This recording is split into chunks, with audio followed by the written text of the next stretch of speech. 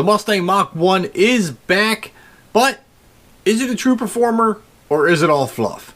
We're going to run down all the specs and then talk about reasons why you may or may not like the Mach 1. But before I do, make sure you drop a like on this video and hit that subscribe button if you haven't already. If you have, I greatly appreciate it. If you haven't, what are you waiting for? Alright, so here's what Ford has to say about the new Mach 1. They claim it's their new track weapon. It puts out 480 horsepower, 420 pound-feet of torque. It comes with either a 6-speed Tremec transmission or a 10-speed auto. The 10-speed auto, if you go that route, has been calibrated slightly differently for more optimal shifts in track use, and it has a revised torque converter. It sits on a Magna-Ride suspension, the same one you will find on the Bullits or the higher performance pack Mustang GTs, but this one produces 22% more downforce than that same Mustang GT with the performance pack. Now you can get an optional handling package for the Mach 1 that will produce 150% more downforce by using a unique front splitter, new front wheel lip moldings, and the Shelby GT350's rear tire spats and swing spoiler. Now unfortunately that handling package only comes with the 6-speed manual, not the auto. You'll also end up getting stiffer sway bars, stiffer rear bushings, and the GT500 rear toe link. The Mach 1 comes with Michelin Pilot Sport 4 tires with a 19 by 9.5 inch wheel up front and a 19 by 10 out back. But if you step up to that optional handling package, you're going to get 19 by 10.5 up front and 11 inch wide in the rear. Now since Ford claims it is a track weapon, it's going to have to be dependable and be beat on without braking. Thus the word dependable. Right? So it's borrowing more equipment from the Shelby GT350 in the form of the rear diff coolers, trans coolers, and oil cooling systems. Appearance wise, it does look a lot like the Shelby GT350.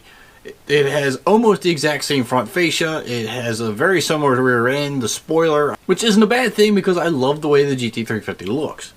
Now I know some of you are going to be complaining that there's no shaker hood on this, but you know what, that's okay. Not all Mach 1s had shaker hoods back in the day, but this one has the old school Mach 1 ram air hood.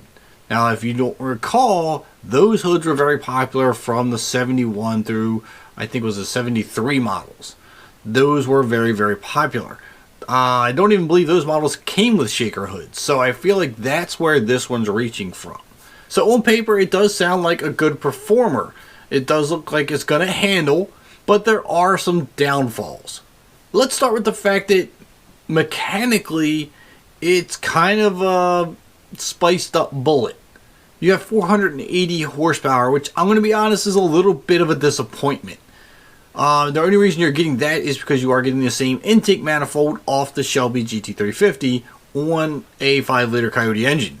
Same Magna-Ride as the Bullitt, and other parts are being shared with the GT350 to make it a durable track car.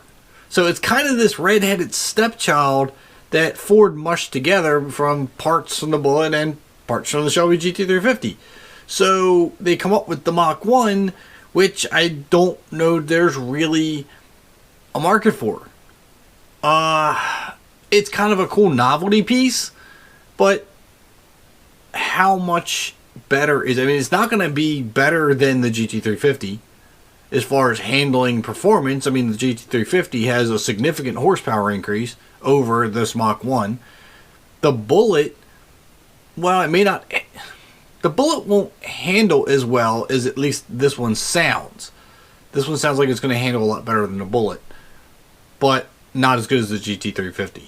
So it's sort of this weird in between, where if you have to buy brand new, I might just go with the GT with the higher performance package and build on that, and you'd be significantly cheaper.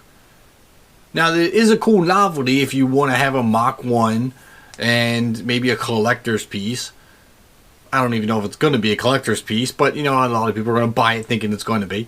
But my question is, you have this car that to me really doesn't have an identity, because you're grabbing parts from the parts bin essentially and meshing it together for this, and I got a weird feeling they're going to push this to the mid 50, mid $60 range. And is it really worth it? I just don't know.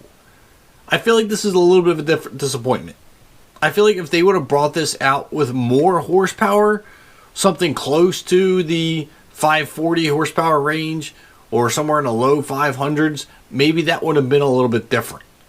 But to come out with only 480 horsepower, which, let's be honest, is, you know, you can take a Mustang GT, put a catback exhaust system on it and have that much. It's just, I feel like it's underwhelming. So, I don't know. What are your thoughts? Obviously, I'm going to want to know your thoughts. My personal opinion, it's kind of cool to bring it back, but I don't feel like they did enough to justify it. So, we have a little bit better handling, we got better track durability, but we don't have the horsepower to back it up. That's the big thing. So, let me know what you think of the Mach 1. Either way, it's here, it's back. What it's going to cost you, I don't know. So we're going to have to find that out sooner or later. That's all I have for you right now. So make sure you drop a like on the video, hit that subscribe button, and I'll catch you on the next upload.